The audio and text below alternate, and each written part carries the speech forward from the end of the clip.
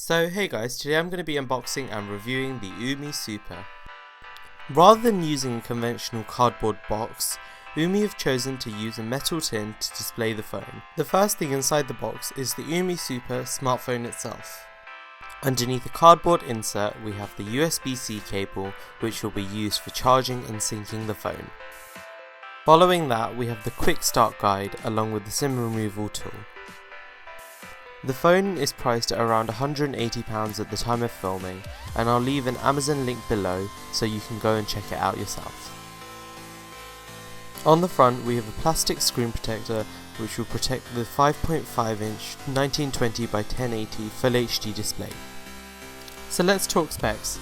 Inside we have a Helio P10 octa-core processor from MediaTek, 32 gigs of Samsung eMMC flash memory along with 4 gigs of RAM, a 13 megapixel back camera and a 5 megapixel selfie shooter. The 4000 mAh battery inside from Sony can be charged up from 0 to 100% in just 100 minutes. There's a rear mounted fingerprint sensor along with a home button that doubles up as a notification LED light.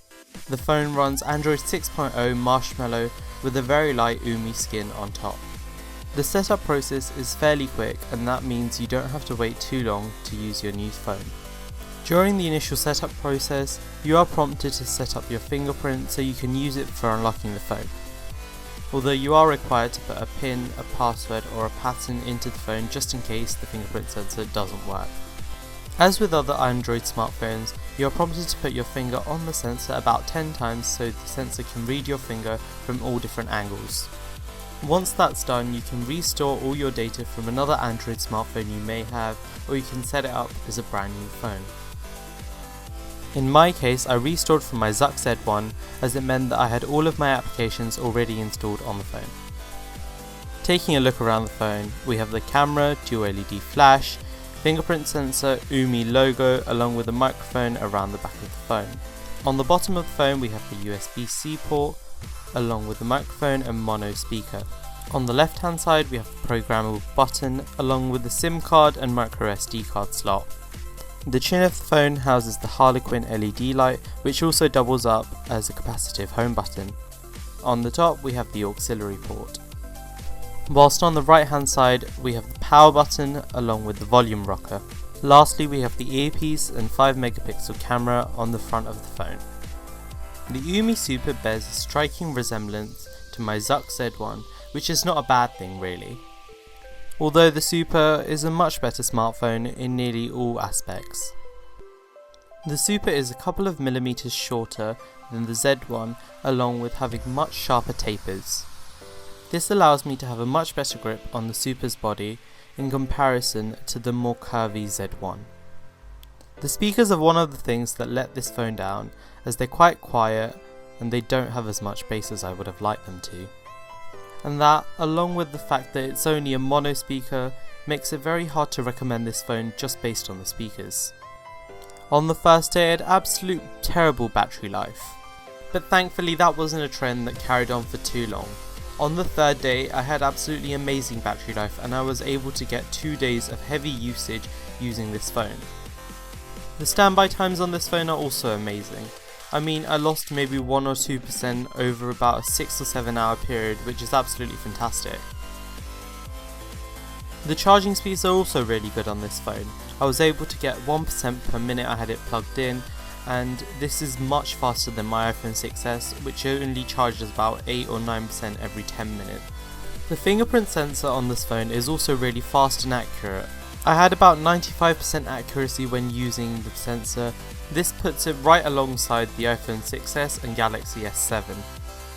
I was actually surprised that they were able to fit such a fast sensor in such a cheap phone. The positioning on the back actually makes sense because this is such a large phone when compared to my iPhone 6s. Next, let's get on to the OS. There's Android 6.0 Marshmallow inside this phone, which isn't the latest nougat, but I don't mind considering it. This phone is only £180. Umi's skin on Android is also incredibly light. The effect of this is that the phone is able to glide through all of the menus and it doesn't have any stuttering or lag throughout the interface. The phone was even faster than a Galaxy S7 I had tested a couple of days before. I mean, I didn't notice any lag in about the month and a half that I was testing this phone out for. The octa-core chipset inside smashes anything else. I haven't seen this kind of fluidity at all in any other Android devices to date. There is 4G LTE built in on this phone, although you can only use it on the first SIM card, whilst the second SIM card can only run at a slower 3G speed.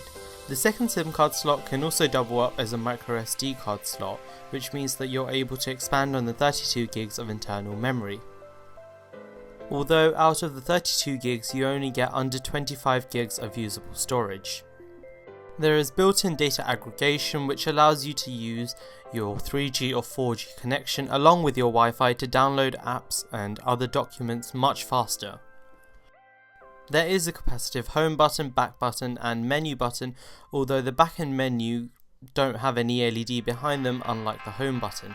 This is quite annoying as you just have to guess where the buttons are. You can also choose to have digital buttons as it's Android. The Harlequin LED notification light is quite versatile as you can program it to different applications and have your colour of choice. When the battery is low, the LED notification light will cycle through red and black, but when the battery is full, it will shine a solid green. Something that annoys me is that the USB connector doesn't fit flush inside the device. As I mentioned before, this phone is blistering fast, but something I don't understand is that the benchmark scores that I got from this phone were absolutely terrible.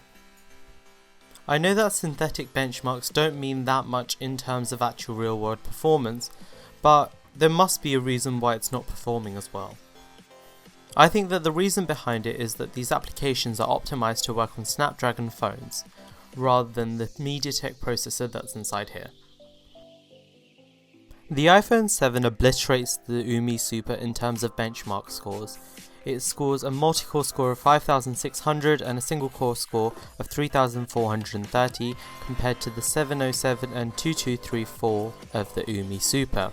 The Antutu score should be comparatively lower, as the Helio P10 is an octa-core processor. In my opinion, the Antutu benchmark is much more well-rounded when compared to Geekbench. The Antutu score of 49402 is split up into 3D, UX, CPU and RAM. The Galaxy S7 has 2.5 times the single core score and double the multi-core score of the Umi Super, but in my real world testing, I found that the Umi Super was much faster than the Galaxy S7 Edge.